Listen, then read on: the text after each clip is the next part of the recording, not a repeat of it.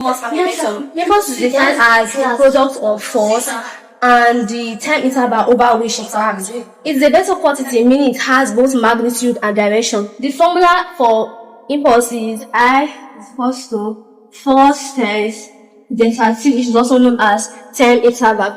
The unit for impulse is Newton seconds. Momentum is defined as the measure of the quantity of motion which an object has. It is also a vector quantity. It is represented by the symbol P. Impulse is directly related with the change in momentum of an object, and this is described by the impulse momentum theory, which is I is equals to delta P. This formula can also be written as equals to m bracket open final velocity minus initial velocity. There are two questions on the board, and I'm going to solve this on the impulse theory and this on the impulse momentum theory. The first question states that what is the impulse experienced by an object if a force of 10 Newton acts on it for 5 seconds?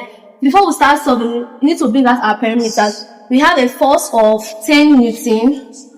We also have our time, which is also known as time interval of 5 seconds, and we're looking for the impulse. The formula says that impulse is equals to force times time interval. Our force is 10 Newton times 5 seconds, which is the time interval. Our impulse is equals to 50 Newton seconds. This other question, it says that a 1,500 kilogram car is traveling at 20 meters per second when it suddenly stops in 4 seconds due to the application of brakes. Calculate the impulse experienced by the car. But because we're not giving a time, but we're giving the velocity, we're going to use the impulse momentum theory. Say that I is equals to m final velocity minus the initial velocity. Mass times final velocity minus initial velocity. Our mass is 1,500 times our final velocity.